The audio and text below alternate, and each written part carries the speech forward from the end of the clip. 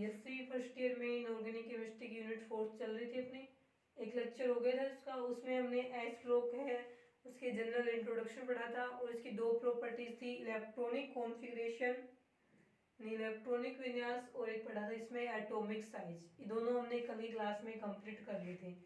उसके बाद में एस ब्लॉक एलिमेंट्स की जो जनरल प्रॉपर्टीज है उसमें थर्ड प्रॉपर्टी रहेगी अपनी आयोनाइजेशन पोटेंशियल या आयोनाइजेशन एनर्जी। हिंदी में इसका नाम रहेगा आयनन विभव या आयनन ऊर्जा। इसको हम शॉर्ट में आईपी से भी लिख सकते हैं, आयनन विभव, या फिर हम इसको शॉर्ट में आईई से भी लिख सकते हैं, यानी आयनन ऊर्जा। दोनों में से किसी भी तरीके से लिखें। तो सबसे पहले तो बात यह आती है कि आयनन विभव होता क्या है।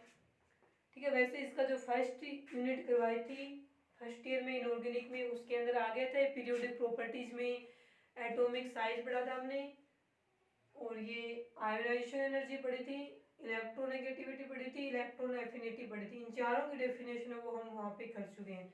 फिर भी इसकी डेफिनेशन देखो हमें कि किसी भी एटम के सबसे बाहर वाले वैलेंस सेल से एक इलेक्ट्रॉन बाहर निकालने के लिए या इलेक्ट्रॉन बाहर निकालने के लिए जितनी ऊर्जा हम देंगे, उस इलेक्ट्रॉन को निकालने के लिए उस एटम को जितनी ऊर्जा दी जाएगी वही क्या कहलाती है, उसकी आयनन ऊर्जा कहलाती है। या फिर हम इसको सीधे डेफिनेशन लिखें तो क्या आएगी कि किसी भी एटम या किसी गैसीय परमाणु के बाह्यतम कोश से एक इलेक्ट्रॉन निकालने के लिए आवश्यक ऊर्जा को उस परमाणु की आयनन ऊर्जा या आयनन विभव कहा जाता है। अब ये आयनन विभव हम किस में पढ़ेंगे, एस ब्लॉक में पढ़ेंगे। देखो इसे हम किस प्रकार से पढ़ेंगे। आयनन विभव में क्या था, एक साइड से हम कौन सा पढ़ लेते हैं, फर्स्ट ए ग्रुप चलेगा, एक साइड में हम पढ़ लेंगे इसमें सेकंड ए ग्रुप। नाम तो इनको पता ही है आपको, क्या रहेगा, इसका रहेगा बेस मेटल्स या फिर एल्कली मेटल्स अक्षार धातु वर्ग, और ये रहेगा अक्षारीय मर्द धातु वर्ग। अब देखो इसमें इसकी बात करें पहले तो एस ब्लॉक का जो फर्स्ट वर्ग होता है उसका इलेक्ट्रॉनिक कॉन्फ़िगरेशन क्या था, NS1 था, यानी कि सभी के लास्ट में क्या था, बाहर वाले एस ऑर्बिटल में एक एक इलेक्ट्रॉन था। तो इसके पास क्या है, उस एक इलेक्ट्रॉन से पहले इसके पास क्या होता है, इनर्ट गैस का इलेक्ट्रॉनिक कॉन्फ़िगरेशन होता है। तो इनकी जो आयनन, इनको जब ऊर्जा देंगे हम आयनन ऊर्जा के बराबर, तो इनका एक इलेक्ट्रॉन निकल जाएगा, एक इलेक्ट्रॉन आसानी से निकल जाएगा, क्योंकि एक इलेक्ट्रॉन निकलने के बाद, और एक तो क्या होता है इनका साइज बड़ा होता है। ये कल लिखा था एटॉमिक साइज में कि एस ब्लॉक की जो फर्स्ट ए वर्ग की तत्व हैं उनका अपने अपने आवर्त में उनका आकार क्या होता है, सबसे बड़ा होता है। लास्ट वाले जो एलिमेंट्स है ना, अकेली गैस वाले 18वें ग्रुप वाले, उसको छोड़ करके बाकी सभी ग्रुपों में अपने अपने आवर्त में एस ब्लॉक की क्षार धातुओं का आकार सबसे बड़ा होगा।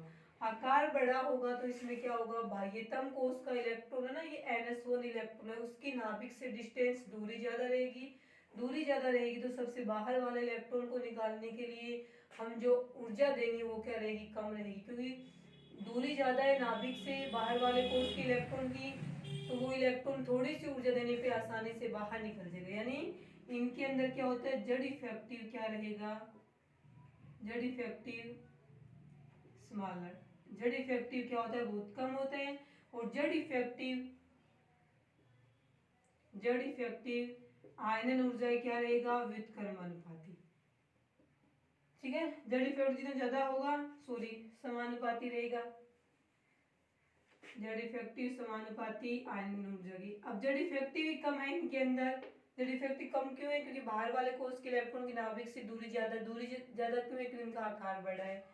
ये इसके समानुपाती रहेगा, ये कम है तो आयन ऊर्जा भी अपने आप ही क्या हो जाएगी, कम हो जाएगी। इसमें फर्स्ट ए ग्रुप के लिए ये लिखेंगे हम यहाँ पे कि इनका आकार अपने अपने आवर्त में सबसे अधिक बड़ा होने के कारण से ये आसानी से अपने बाह्यतम कोश के इलेक्ट्रॉन को त्याग देंगे, क्योंकि बाह्यतम कोश के इलेक्ट्रॉन का आकार बड़ा होने से नाभिक का प्रभावी नाभिक आवेश क्या रहेगा, कम रहेगा। एक इलेक्ट्रॉन को त्याग देंगे, आसानी से त्यागेंगे तो इनकी आईई क्या हो जाएगी, कम हो जाएगी। अपने अपने आवर्त में सबसे कम आयनन ऊर्जा किनकी होती है, अक्षार धातुओं की होती है। क्यों त्यागेंगे आसानी से, क्योंकि आसानी से उस इलेक्ट्रॉन को त्याग देंगे तो क्या बचेगा, पीछे जो बचेगा वो रहेगा उत्कृष्ट गैस का विन्यास। और उत्कृष्ट गैस का विन्यास कौन सा रहेगा इसमें लास्ट में, NH2 NP6 बचेगा, जो कि पूर्ण पूरित होने के कारण से क्या होता है, स्टेबल इलेक्ट्रॉनिक कॉन्फ़िगरेशन होता है। एक इलेक्ट्रॉन को त्यागते ही ये स्टेबल स्थायी विन्यास प्राप्त कर लेंगी। इस कारण से ये एक इलेक्ट्रॉन को थोड़ी सी ऊर्जा देने पर आसानी से क्या कर देती है, बाहर निकाल देते हैं। तो इनकी आयन ऊर्जा क्या हो जाएगी, कम हो जाएगी। अब ये जो फर्स्ट ए ग्रुप में जितनी भी मेटल्स थी, लिथियम से लेके सीजियम तक, फ्रेंशियम तो हम यहाँ पे पढ़ेंगे नहीं, उन सभी की आयन ऊर्जा का ऑर्डर देखें तो वो क्या रहेगा, तो ऑर्डर में यहाँ पे लिख लियो लिथियम। अब इसमें क्या है कि लिथियम से जैसे जैसे सीजियम की तरफ जाएंगे, तो लिथियम से सीजियम की तरफ चलने पे साइज बढ़ेगा, साइज बढ़ेगा तो बाहर वाले कोष के इलेक्ट्रॉन पे नाभिक का आकर्षण बल कम होगा, कम होगा तो आयन ऊर्जा कम होगी। यानी लिथियम से सीजियम की तरफ चलने पर आयन ऊर्जा का मान है वो कम होता जाता है। तो ये जो ऑर्डर है इसका आयन ऊर्जा का, वो हम फर्स्ट ग्रुप का लिखेंगे, लिथियम, सोडियम, पोटेशियम, रुबीडियम और सीजियम। देखें इसमें सबसे कम आयन ऊर्जा किसकी होती है, सीजियम की होती है। इस कारण से सीजियम का उपयोग फोटो सेल बनाने में किया जाता है। सीजियम की आयनन ऊर्जा या आयनन विभव सबसे कम होने के कारण एस ब्लॉक के एक क्षार धातु वर्ग के सीजियम का उपयोग फोटो सेल बनाने में किया जाता है। ठीक है, ये था इसमें फर्स्ट ए ग्रुप की बात आती है। उसके बाद में सेकंड ए ग्रुप में क्या पढ़ेंगे हम कि भाइतम कोष का इलेक्ट्रॉनिक कॉन्फ़िगरेशन क्या होता है, NH2 होते हैं। NH2 क्या है, एक फुलफिल्ड इलेक्ट्रॉनिक कॉन्फ़िगरेशन है। और फुलफिल्ड इलेक्ट्रॉनिक कॉन्फ़िगरेशन पूर्ण रूप से भरा हुआ कक्षक, 2 इलेक्ट्रॉन होंगे इसमें, 2 पहले से प्रेजेंट है। पूर्ण रूप से भरे हुए कक्षक का स्थायित्व अधिक होता है, स्टेबिलिटी अधिक होगी, तो इसमें से इलेक्ट्रॉन निकालने के लिए हमें अधिक ऊर्जा देनी पड़ेगी। अधिक ऊर्जा देनी पड़ेगी तो इनकी आयनन ऊर्जा या आयनन विभव का मान एस ब्लॉक के फर्स्ट ए वर्ग की तुलना में तो क्या रहेगा, ज्यादा रहेगा। और अपने बाद जो है डी ब्लॉक और पी ब्लॉक के एलिमेंट्स हैं उनकी तुलना में इसका आयनन विभव क्या रहेगा, कम रहेगा। क्योंकि बाएं से दाएं चलेंगे तो क्या रहता है, साइज है वो डिक्रीज होती है, साइज डिक्रीज होती है तो आयनन विभव क्या होता है, इंक्रीज होता है। तो अपने अपने आवर्त में सबसे कम आयनन विभव रहेगा 18वें वर्ग को छोड़ करके एस ब्लॉक के फर्स्ट ए वर्ग अक्षार धातु का, और उससे ज्यादा आयनन विभव होगा एस ब्लॉक के सेकंड वर्ग अक्षारीय मृद धातुओं का। उसके बाद जो भी है डी ब्लॉक के हैं उस आवर्त में पी ब्लॉक के एलिमेंट्स है उनका आयनन विभव है इनसे क्या रहेगा, ज्यादा रहेगा। तो यहाँ पे हम लिखेंगे कि सेकंड ए वर्ग है उनके तत्वों का आयनन विभव है वो फर्स्ट ए वर्ग के तत्वों की तुलना में क्या रहेगा, ज्यादा रहेगा। अपने बाद वाले तत्वों से डी और पी वालों से क्या रहेगा, आयनन विभव वो कम रहेगा।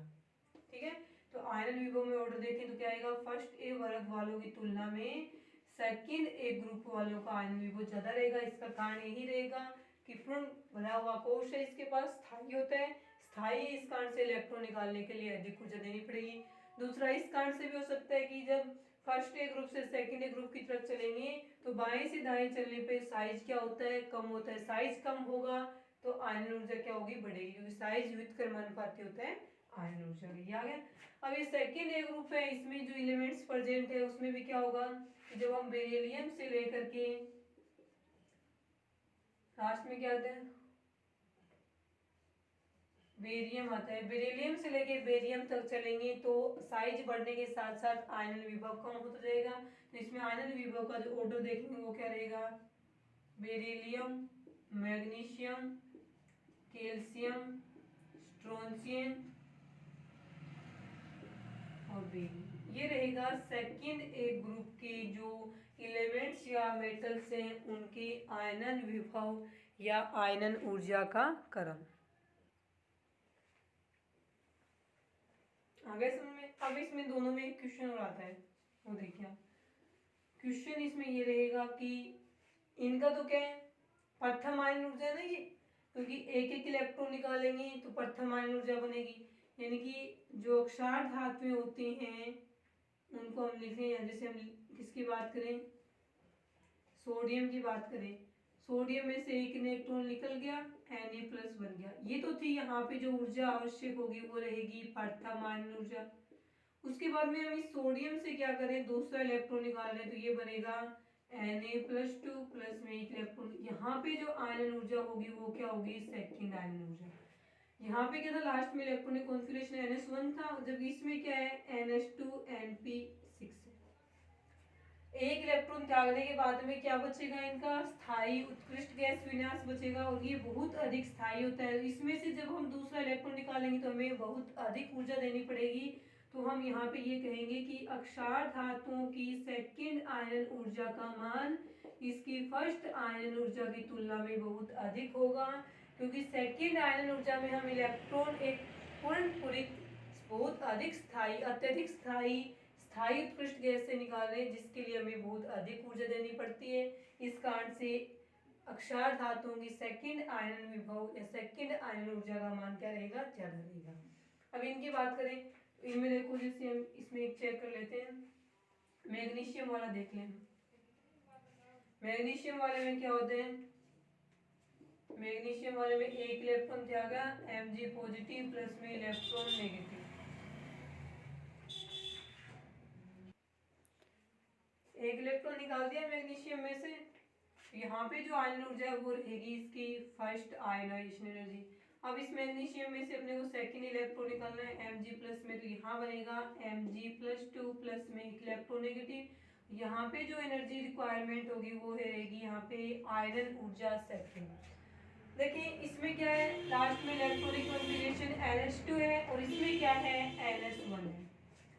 NH2 में से इलेक्ट्रॉन निकालेंगे, स्थायी कक्षक है, एक इलेक्ट्रॉन निकालेंगे, अधिक ऊर्जा देनी पड़ेगी, तो प्रथम आयन ऊर्जा का मान ज्यादा हो गया।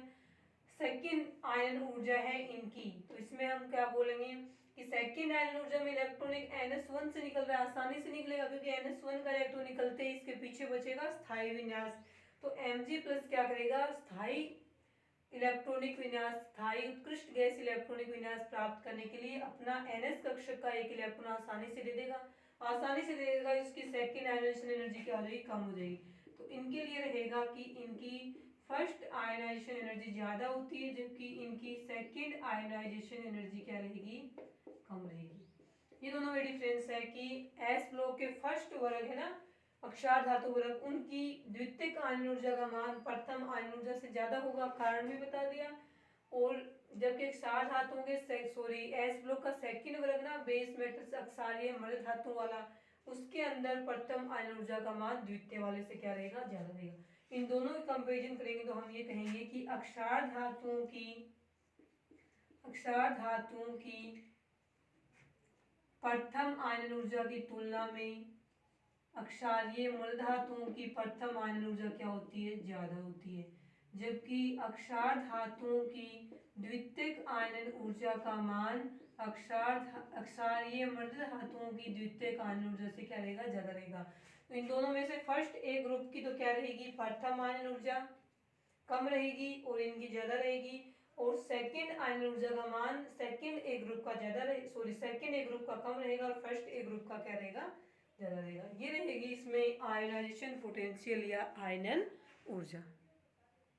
उसके बाद नेक्स्ट प्रॉपर्टी देखें, इसमें आयनाइजेशन पोटेंशियल के बाद में नेक्स्ट प्रॉपर्टी क्या रहेगी, ऑक्सीडेशन स्टेट्स, ऑक्सीकरण अवस्थाएं। 4 नंबर पे लिखेंगे हम प्रॉपर्टी इसकी, ऑक्सीडेशन स्टेट्स यानी ऑक्सीकरण अवस्थाएं। देखें इसमें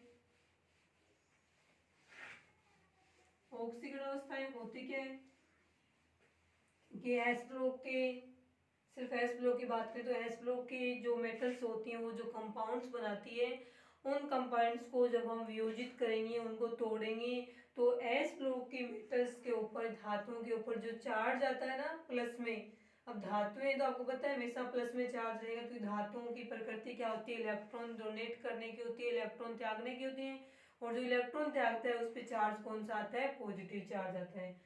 तो हम यहाँ पे लिखेंगे इसमें कि एस ब्लॉक की धातुएं जो कंपाउंड्स बनाती हैं, उन कंपाउंड्स को वियोजित करने पर एस ब्लॉक की धातुओं के ऊपर जो पॉजिटिव चार्ज आता है, जितना भी आए, +1 आए, +2 आए, वो रहेगी इनकी ऑक्सीडेशन स्टेट या ऑक्सीकरण अवस्था।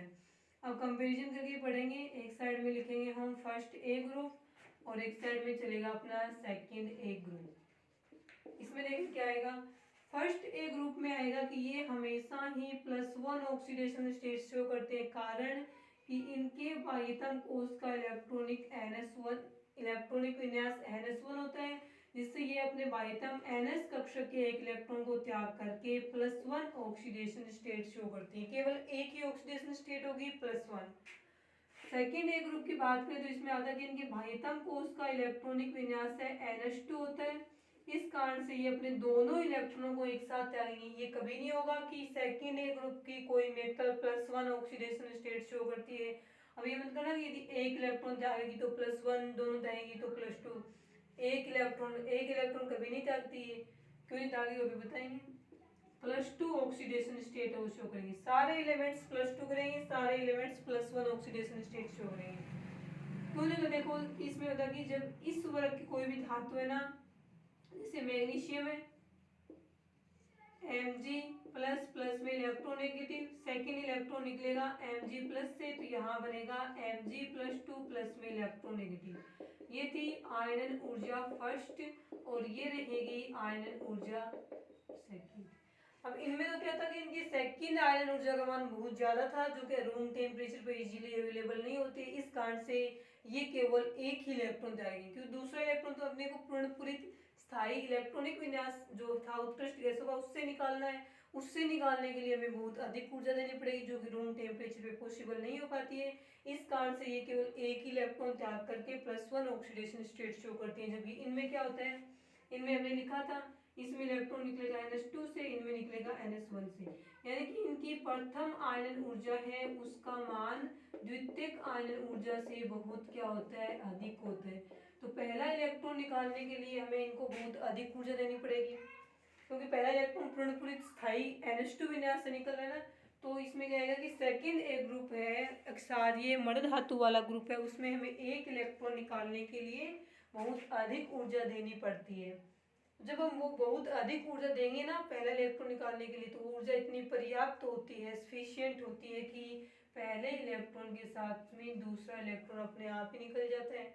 दूसरी आयरेशन एनर्जी देने की आवश्यकता ही नहीं होती वहाँ पे, क्योंकि जब इसमें लिखा जाएगा कि एस ब्लॉक के सेकंड वर्ग की धातुओं में एक इलेक्ट्रॉन निकालने के लिए जो प्रथम आयन ऊर्जा दी जाती है, तो प्रथम आयन ऊर्जा इतनी पर्याप्त होती है कि एक इलेक्ट्रॉन के साथ साथ में NS कक्षक में उपस्थित दोनों इलेक्ट्रॉन है वो एक साथ में, ये नहीं होगा कभी कि Mg+ आयन बनाए, कभी नहीं बनेगा। डायरेक्ट Mg से Mg+2 आयन बनेगा और इस क्रिया में दो इलेक्ट्रॉन से बाहर निकलेंगे। ठीक है, तो डायरेक्ट ये धातु क्या करेंगे, अपने दोनों इलेक्ट्रॉन निकाल करके पूर्ण स्थायी विन्यास को ग्रहण कर लेंगे। तो यही होता है इसके अंदर कि इसी कारण से सेकंड ग्रुप है एस ब्लॉक का, वो धातुएं हमेशा ही +2 ऑक्सीडेशन स्टेट है वो शो करती है। ठीक है, उसके बाद में देखें इसमें नेक्स्ट क्या लिखेंगे हम। ऑक्सीडेशन स्टेट्स हो गए, यानी कि एस ब्लॉक के फर्स्ट ए वर्ग की मेटल्स जो भी कंपाउंड्स बनाते हैं उन सभी में उनकी ऑक्सीडेशन स्टेट रहेगी +1। जैसे कि NaCl हो गया, KCl हो गया, CSCl हो गया। इसमें बनेगा उसमें देखो आप, जैसे कि आ गया BeCl2, MgCl2, तो ये होंगे इनके कंपाउंड्स में। बेरिलियम है +2 में, इसमें मैग्नीशियम +2 में, इसमें सोडियम +1 में, पोटेशियम भी +1 में और सीजियम भी किसमें है, +1 में। तो ये रहेगी इनकी ऑक्सीडेशन स्टेट की बात। ठीक है, ये कभी +2 शो नहीं करेंगे और ये कभी +1 शो नहीं करते। ऐसा कोई भी कंपाउंड्स नहीं है सेकेंड ए ग्रुप का जिसमें इस सेकेंड ए ग्रुप की कोई मेटल +1 ऑक्सीडेशन स्टेट शो करती हो, और फर्स्ट ए ग्रुप का ऐसा कोई एग्जांपल नहीं है जिसमें मेटल्स है न्यूट्रल कंपाउंड्स के अंदर +2 शो करे। हमेशा क्या करेगी, +1 ऑक्सीडेशन स्टेट को यहाँ पे शो करेगी। ये रहेगी इसकी ऑक्सीडेशन स्टेट प्रॉपर्टी। उसके बाद नेक्स्ट प्रॉपर्टी देखिए इसकी इलेक्ट्रोपॉजिटिव करैक्टर या इलेक्ट्रोपॉजिटिव प्रॉपर्टीज बोल देंगे। इलेक्ट्रोपॉजिटिव प्रॉपर्टी को हम क्या बोलते हैं, मेटालिक प्रॉपर्टी। क्यों बोलते हैं मेटालिक प्रॉपर्टी, क्योंकि धातुओं का गुण क्या होता है, इलेक्ट्रॉन त्यागना। इलेक्ट्रॉन त्यागेंगे तो इनके ऊपर पॉजिटिव चार्ज आएगा। पॉजिटिव चार्ज आने का मतलब क्या है, इलेक्ट्रोपॉजिटिव करैक्टर। विद्युत धनी प्रकृति की होती हैं। तो अपने जो नेक्स्ट प्रॉपर्टी रहेगी वो रहेगी यहाँ पे इलेक्ट्रो पॉजिटिव करैक्टर, या फिर इन्हीं को हम बोल देंगे मेटालिक प्रॉपर्टीज यानी धात्विक गुण या फिर विद्युत धनी लक्षण, ये हम यहाँ पे इसके हेडिंग है वो लिख लेंगे। अब धातुओं के लिए मेटालिक प्रॉपर्टी या इलेक्ट्रोपॉजिटिव जो करेक्टर है उसके लिए क्या लिखेंगे, इलेक्ट्रोपॉजिटिव करेक्टर या फिर मेटालिक प्रॉपर्टीज व्युत्क्रमानुपाती होती है आयोनाइजेशन एनर्जी की।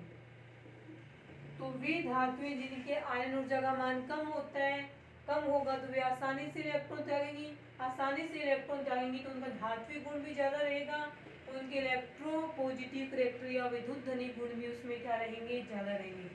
धातुओं के लिए ये फॉर्मूला काम करेगा। एक साइड में हम लिखेंगे फर्स्ट ए ग्रुप और एक साइड में हम लिखेंगे यहाँ पे सेकंड ए ग्रुप। इनमें क्या होता है, NS1 इलेक्ट्रॉनिक कॉन्फ़िगरेशन है, तो इस कारण से इनकी आयन ऊर्जा क्या होती है, फर्स्ट ए ग्रुप की कम होती है, आकार बड़ा है ना इनका। और जो सेकंड ए ग्रुप है उनका इलेक्ट्रॉनिक कॉन्फ़िगरेशन NS2 है, तो ये क्या हम ये कह देंगे एक इलेक्ट्रॉन त्यागेंगे, दो त्यागेंगी, तो इनकी ज़्यादा होनी चाहिए विद्युत प्रकृति धात्विक गुण, लेकिन ऐसा नहीं होता। क्यों?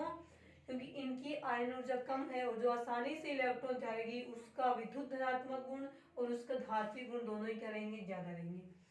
और इनका जो आयन विभव है उसको हम याद लिखेंगे आई सेकंड। ये सेकंड फर्स्ट क्या है, ग्रुप के नाम है, न कि प्रथम और द्वितीय आयन ऊर्जा। तो हम यहाँ पे लिखेंगे कि आई फर्स्ट है, उसकी तुलना में द्वितीय सेकंड ए ग्रुप है उसकी आयन ऊर्जा क्या होती है, ज्यादा होती है और इनकी क्या रहेगी, कम होगी। इस कारण से एस ब्लॉक का जो फर्स्ट ए ग्रुप है अक्षार धातु वर्ग है, उसके धात्विक गुण और उसमें विद्युत धनी गुण है वो सेकंड ए वर्ग की तुलना में क्या रहेंगे, ज्यादा रहेंगे। तो ये जिसका कम है उसके ये दोनों ही क्या रहेंगे, ज्यादा रहेंगे। अब इन दोनों की अलग अलग बात करें एलिमेंट्स की, तो फर्स्ट ए ग्रुप में देखें कि फर्स्ट ए ग्रुप में जब हम लिथियम से चलेंगे सीजियम की तरफ, तो लिथियम से सीजियम की तरफ चलने पर इन आकार बढ़ने के साथ साथ इनकी आयन ऊर्जा कम होती जाती है। आयन ऊर्जा कम होती जाएगी तो इनका इलेक्ट्रोपॉजिटिव करेक्टर या इनका धात्विक गुण है वो क्या होता जाएगा, इंक्रीज होता जाएगा। क्योंकि आई के ये क्या है, व्युत्क्रमानुपाती। तो लिखे तो हम ऑर्डर तो क्या आएगा, लिथियम, सोडियम, पोटेशियम, रुबीडियम और सीजियम, ये ऑर्डर रहेगा विद्युत धनी गुण या फिर धात्विक गुण का। और वैसे ही इसमें लिखेंगे जब हम बेरिलियम से बेरियम की तरफ जाते हैं तो साइज बढ़ने के साथ साथ में आयनन विभव कम होता जाता है। आयनन विभव कम होता जाएगा तो विद्युत धनी गुण या फिर हम बोले यहाँ पे मेटालिक प्रॉपर्टीज है वो इंक्रीज होती जाएगी। ऑर्डर की बात करें तो ऑर्डर रहेगा बेरिलियम, मैग्नीशियम, कैल्शियम, स्ट्रोंशियम और बेरियम। तो बेरिलियम से लेकर के बेरियम तक की तरफ चलने पर इनके धात्विक गुण और इनके विद्युत धनी गुण है वो क्या होते जाते हैं, बढ़ते जाते हैं। ये रहेंगी इसमें 5 प्रॉपर्टी जो भी कंप्लीट। उसके बाद में हम नेक्स्ट प्रॉपर्टी जाएगी अपनी 6 नंबर पे, डेंसिटी यानी घनत्व। ये हम पढ़ेंगे कल की क्लास में डेंसिटी, और इससे आगे की प्रॉपर्टी जो कल की क्लास में पढ़ेंगे। आज के लिए इतना ही।